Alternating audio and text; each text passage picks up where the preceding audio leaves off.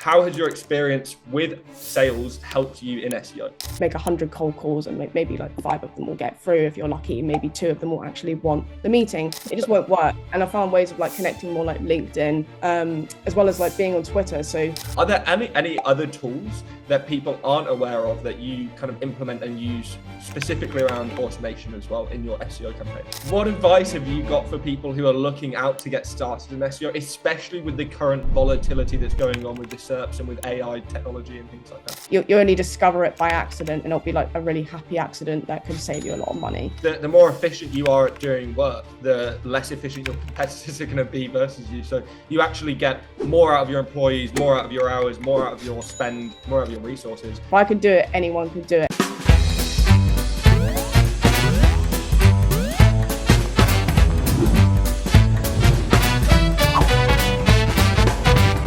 So you started out a few years ago selling SEO software to SEO agencies and companies before moving into your own SEO career in 2019. You've spoken at Brighton SEO already. You've worked at several agencies before moving into your current position in-house, working for MVF, which is a portfolio that generates leads based on the brands that it acquires and owns. So would you like to introduce yourself? Caitlin Hathaway, ladies and gentlemen. Hey, thank you so much, Carl, for having me. Really excited to be here. Really excited to talk to you about a topic I'm really passionate about, which is automation. And yeah. Awesome. Well, I appreciate you coming on, and I look forward to getting to know what more of the kind of white hat side has to say about automation, because I know there's so much that has been going on recently with AI that I think people are going to be really interested in to hear what you have to say, kind of away from AI, but still kind of automation focused. So I want to start off with talking about your background and how you moved into SEO. So you started off selling SEO basically, or selling SEO to SEO agencies, SEO software to SEO agencies. And you said that you wanted to become an SEO as a result of selling to SEO agencies. Why? And what made you want to become an SEO? That's a really interesting story. And so, yeah, my career started in quite an unconventional way. I began in sales at an enterprise SEO tool, and that was really valuable because I got to actually learn about SEO from the team itself, and being new into the space is obviously really valuable. And getting to speak to SEO teams is quite a unique experience. And so many kind of types and sizes, enterprises, we have large and small, and got to learn a lot about their strategies. So really helpful to get a lot of like context and technical knowledge and upskill there. But I'd say like the most valuable thing from that was that getting some sales experience was really helpful, and it was super valuable in my career that even to this day, it helps me in-house, it helped me in agency as well. But during the actual selling, like I was a lot more passionate about learning what the teams did, their operations, and just more about SEO than actually selling the software. So that didn't make me a very good salesperson. So yeah, it wasn't quite the career for me. But then it ended up helping me transition to obviously SEO, which I really love, and become a specialist. So I was really fortunate after that, after being there, that I was able to pivot into an SEO agency and become an SEO specialist, and get to work with clients and get to practice my craft and just really learn and get to practice. And yeah, that was really great. And from there, it took off. And eventually I moved into more of an in-house role because I wanted to focus on SEO for one company and take a lot more charge of managing SEO operations. And now currently, yep, I'm at MVF, and I'm in the SEO team, and it's a lead generation business. So it's very similar to an agency kind of world where we have websites, so multiple websites we need to work on, but they're actually our own websites, and they have like different verticals. So they work in software, business services, and just other areas too. So in this specific role, I'm a lot more focused on content side of things with a lot more data, and automation has become more of a responsibility in what I do. And yeah, just love looking for ways to experience how we streamline operations that we do, because there are manual tasks that we have to do across all of our brands as well. And yeah, that was kind of just like the story of my career at the moment.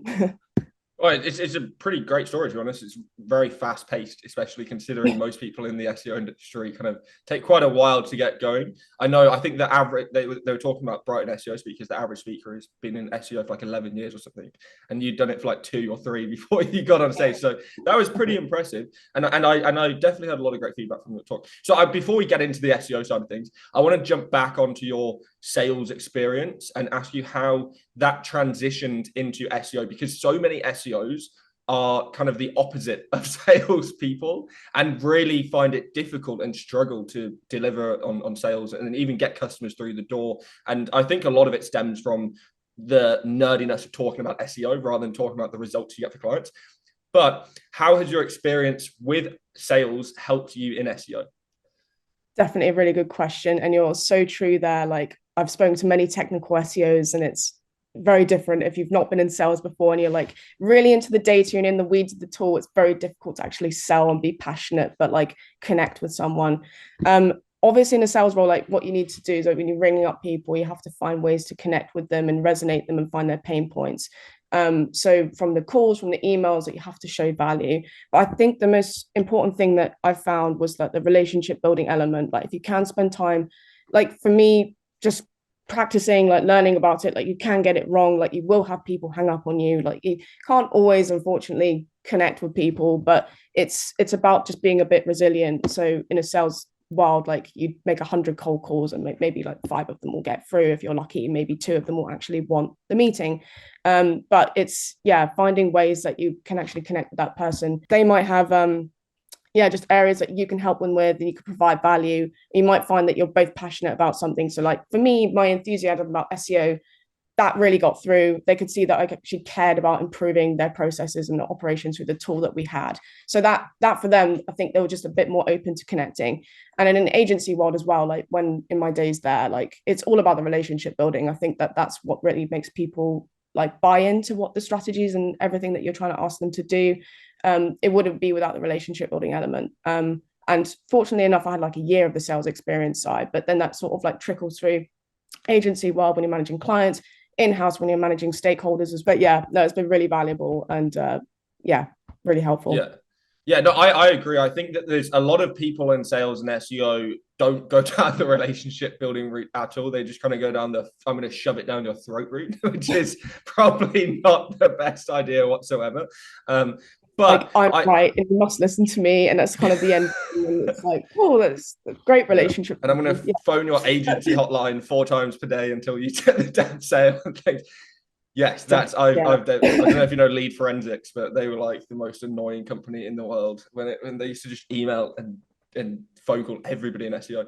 I mean, back in the day, I mean, as part of the process we had to do, we had to call people at least 10 times in the funnel, and I was like, that's just too much. That's just too much. No one will want to actually talk to me after 2 failed call attempts. Like it just won't work. And I found ways of like connecting more like LinkedIn, like messaging, and actually trying to like just naturally build a relationship. I think that's definitely like the key. Like you want to be human as possible, like you want to be relatable, as well as like being on Twitter. So funnily enough, like my Twitter actually comes back of being part of that sales role, and I was trying to like get in touch with what the industry was saying and like make it more in conversations where I was like, oh, this is happening right now, like I've seen this sort of stuff, like what's your opinions on it, and like what's been this is what my thoughts are, like what do you think, like do you think that's helpful and stuff, and that people will be like, oh yeah, like, I saw that too. And that element has been really helpful, although SEO Twitter is its own space, its own domain, and obviously like pick and choose what you'd want to talk about and stuff. But I think it's like being as human as possible. It's probably actually another thing I'd say in sales and in SEO. Just try to do as much as you can. I agree. I think there's a lot to be said about building a personal brand, and people in SEO, if they follow you and see that you're using a tool, will kind of inevitably follow your suit and pick up that tool anyway. That's what I think a lot of tools like SEMrush and Ahrefs and Moz and things, a lot of their marketing has just been from users using that tool in screenshots and video and tweets and things like that, right? But I also definitely agree that you should be choosing your battles wisely on SEO Twitter. Let's just say that. So I want to talk about the automation side of things with you, because that's a major part of your job, and it's a major part of the white hat SEO community, or just the SEO community in general, associating automation with spam and not necessarily associating it with a corporate structure, and allowing you to be far more efficient in that corporate role than if you weren't using it. And like I said, a lot of people just associate it with like automated link building, content generation, mass spamming, all this kind of stuff, when in reality, you can use it like you are using it, hopefully, to automate a lot of the work. So how are you using automation in your day-to-day operations? Yeah, Great question. And I think it's really important to touch upon, like, you can use it for bad, but you can use it for good as well. Like you can use it to generally output things like content. We see that a lot with chat GPT, but it's not necessarily good. But you can leverage ways in like streamlining workflows, which is the biggest advantage that we've got.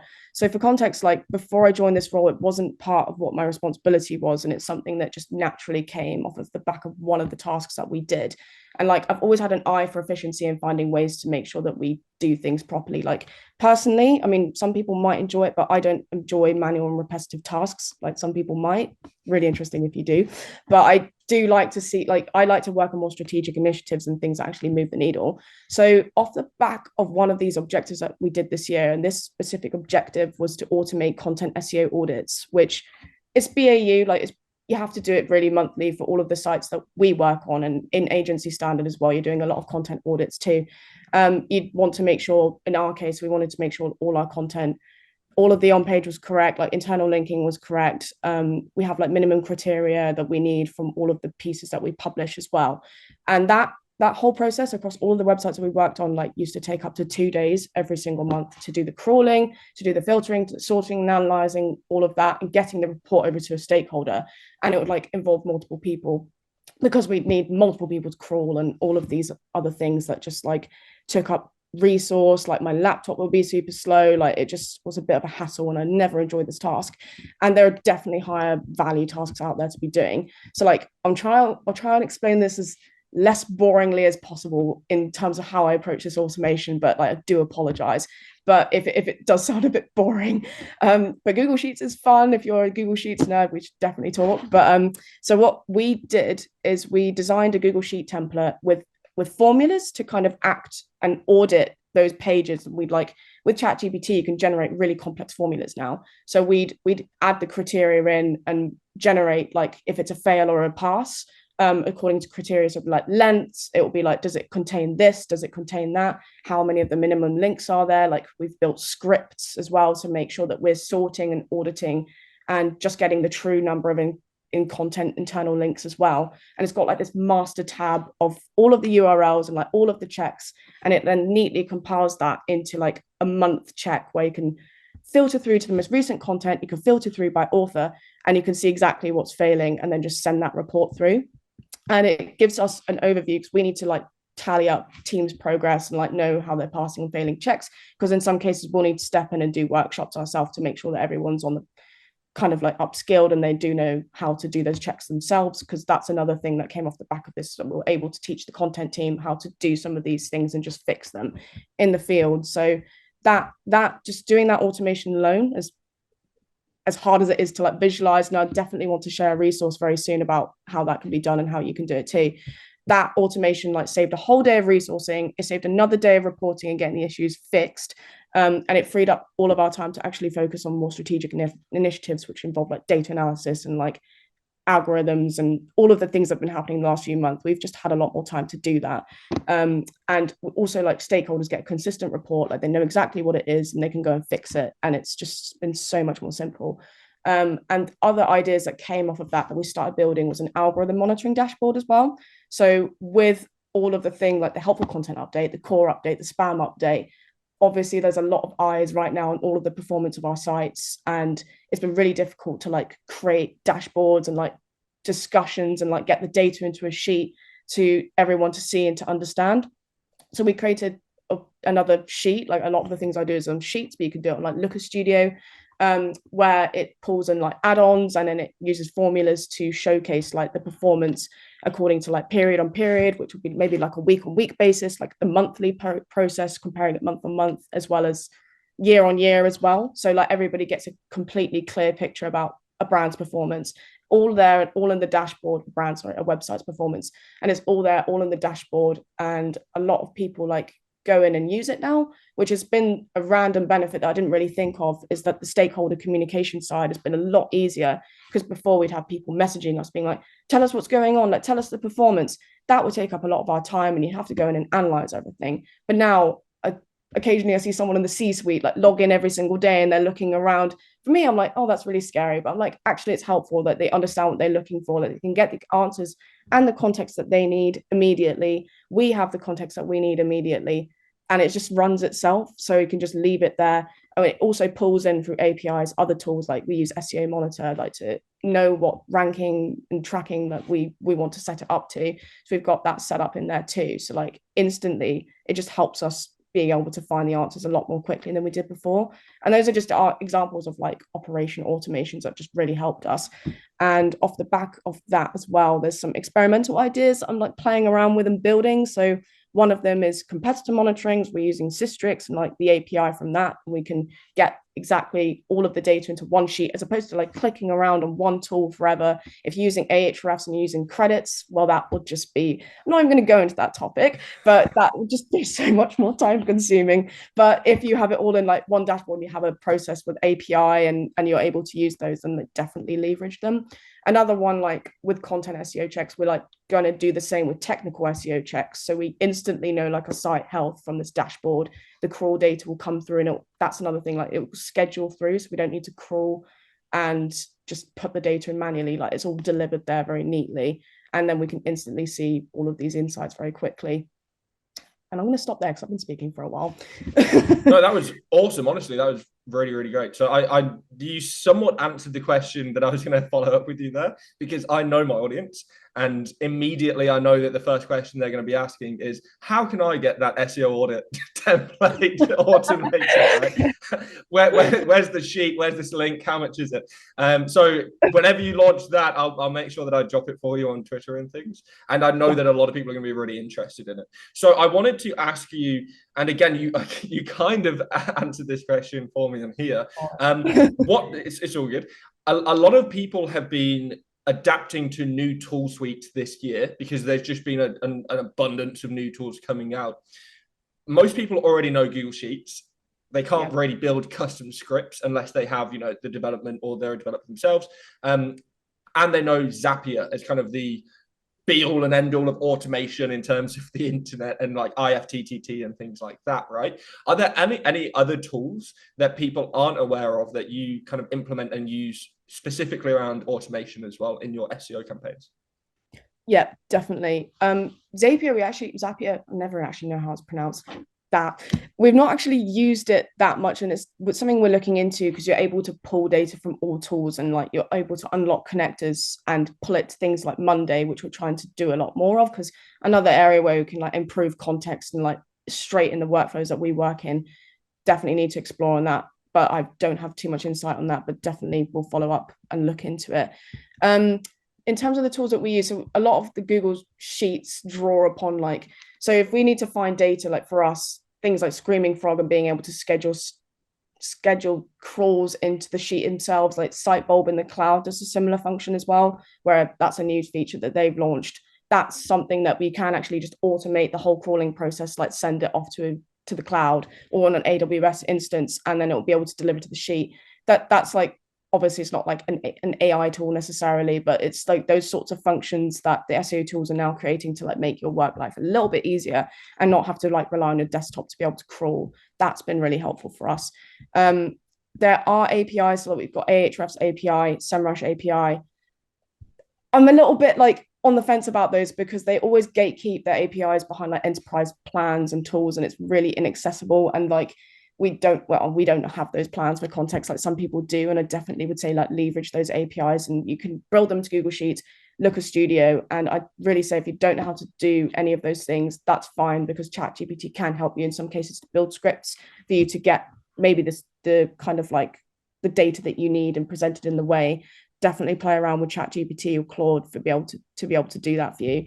The way that we've been doing things, because we just don't have access to all those expensive tools, like once again using scripts to automate those workflows, like add-ons are really amazing as well. So you've got like Google Analytics add-on, which is an official Google Sheets add-on, so you can connect your properties to there. You can get traffic data, like you pretty much can get anything from analytics that you'd want onto a sheet automatically, and you can schedule that. So for example, for our algorithm tracking board, like we'd schedule the sessions or like the page views to come into different tabs, and that would all deliver. And you can use VLOOKUPs to extract like the name of the website and get the sessions that you need. You can get it by the day, you can sum it up for the week. it takes a bit of time to understand how to use it, but that's been incredibly helpful. And the same with search analytics for Sheets, which is more of a third-party add-on as well for Sheets, but you can connect your Google Search consoles and you can get you can get any data from there as well. So instead of like trawling around, it's like, for me, going on there and like going by website is just a really time-consuming thing. But I can go on there, can get the data I need, just a click of a button. It all just populates as if you exported an actual Google Sheet. Whatever data you're trying to get, it does exactly the same thing basically. And you can also schedule that. So if you need, it's basically called backup in that particular add-on. So you can back up and say like, I need this data daily, and it will just deliver it. So I'm trying to build like a CTR improvement of our title tags off the back of that, which is something I'm still experimenting with. Once again, I'll share that when it's live, but it's very much in the works right now. But it's just all of these little ideas that you can see like from the tools that you're using. And you're like, if I could use that data differently, or if I could just like have a way to streamline that and just get it on the sheet and be able to work with it instead of having to worry about the whole process of getting it there, that's been immensely helpful so far. And I'm in the beginning of my automation journey, as you can tell. Like it's like a whole world of possibilities and like ways to streamline that's been really just been really powerful to work with in-house and just be able to just make sure that we've got data we need. Other tools I have seen that they do have trials that I'm currently using at the moment, the Scraper API. So you can use that for web scraping. So you might want to do something in terms of like competitor monitoring. You might want to scrape the SERPs with it. Is that something I share on the podcast? You can scrape the SERPs with it. They do say it because it's not using it on your computer, it's using it on their instance. So you could go and trial that, because I believe it has like a certain amount of credits and it uses like APIs from Google to help you to experiment around with that.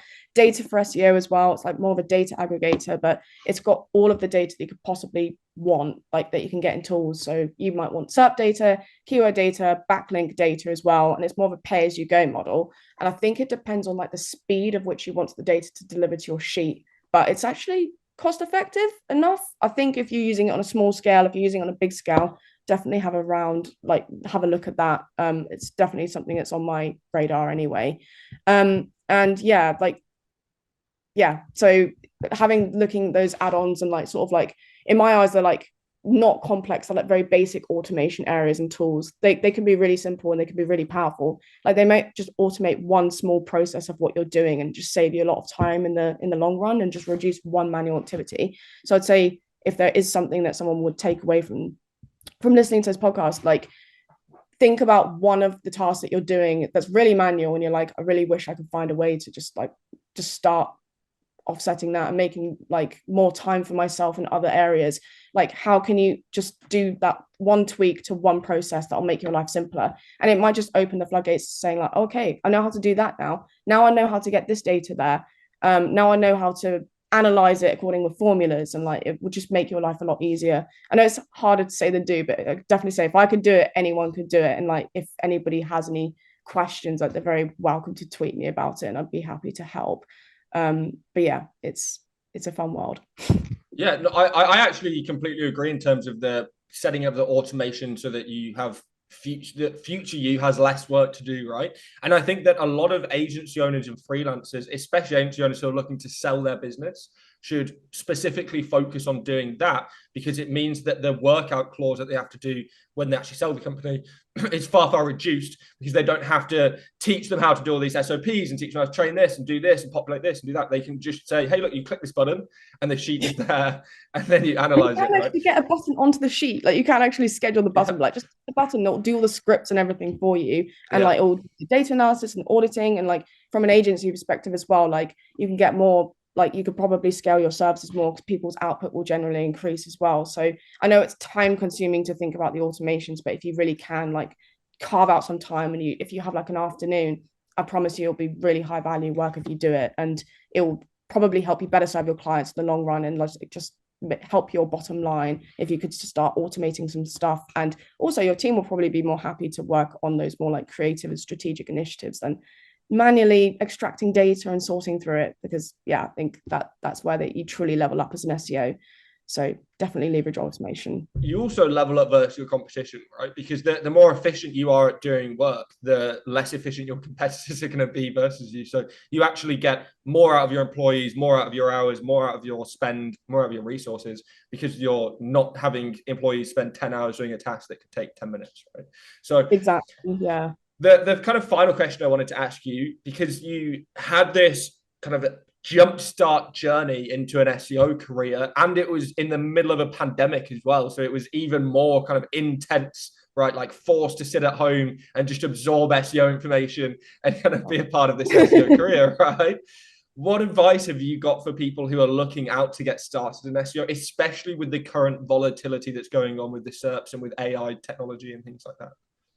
That is such a good question. And I'd say I'd start at the beginning and just say, obviously, as an SEO, you need to learn how to do things. Like you do need to learn the manual processes and like just do things by hand.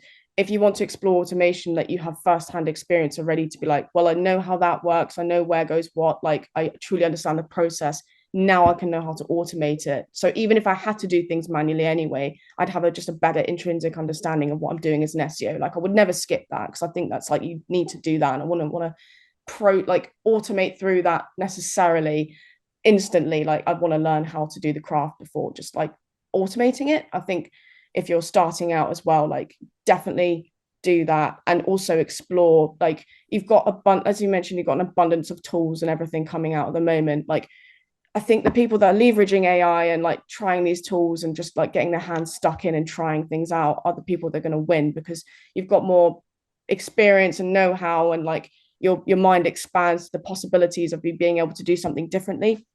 And you might save time trying out one tool and you're like, that really works. It's a free tool. I took the time to like try it out and it's just saved me this amount of time and it's done things a lot more quickly than if I went to do that manually or if I did that on SEMrush, for instance. So definitely try everything. If it's got free trials, like try those too. Because I think that you'll just level up your understanding far greater than a lot of the SEO industry are currently doing. So we're very set in our ways and we're set in our tools. And you can just get a lot more creative work done. And yeah, just it's just a really good learning journey. And there's like you can just find your specialisms that way as well. Like you might find that some of the tools, like you're like, okay, I really like APIs, and I really like technical documentation, I really like the technical side of things. That's really interesting. You might want to like become more building and like doing the looker sheets and the automations that I'm doing currently, or you might want to find ways like, for instance, you've got keyword insights and you've got ways that you can automate the content clustering process and how does that work. Like explore the tools and you'll learn a lot through that process too and how they do it. And you might be like, cool, I see how they do it. Like I can actually find a way to automate that myself and I might be able to bypass the tool or I could do it differently if I can't get the tool. There's a lot out there and I'd say like embrace it and go and like explore and experiment around with it. It's really helped me and I think it will really help others. Even if you've got agencies and you're established and you're an individual, like just take the time to go and test things, like use ChatGPT, do things differently. Because I think you only discover it by accident and it'll be like a really happy accident that could save you a lot of money. So yeah, that's my advice. Yeah, you're the only person that's kind of recommended that new SEO people go and just try all these new tools. And I think that is great advice because even if SEO doesn't actually pan out as a career for them, AI is the future. And being able to understand all these tools and figure them out and things gives you leverage in another career path rather than just SEO, right? So you can look at potentially moving into AI careers and things like that just off the basis of if you spend a few hours a week with ChatGPT, you are levels and levels ahead of 99.99% of people on this planet with AI, right? Let alone actually doing anything with it and using the information. Just spending time using the tool gives you leverage over everybody else, right? So I think that everybody at the moment, especially the people who are stuck in their ways, need to start getting their finger out a little bit and start putting it down onto the keyboard and getting it kind of ready and prepared because it's going to be a big wake-up call, I think, next year for a lot of people if they aren't prepared for it. So I Yeah, appreciate you coming on. Is there anywhere people can find you online? definitely. You can find me on Twitter on Caitlin the SEO, or you can add me on LinkedIn as well, Caitlin Hathaway. Awesome. Well, I appreciate you coming on and I look forward to meeting up with you in person. Brilliant. Thank you so much for having me. It's been a pleasure to be here. Thank you.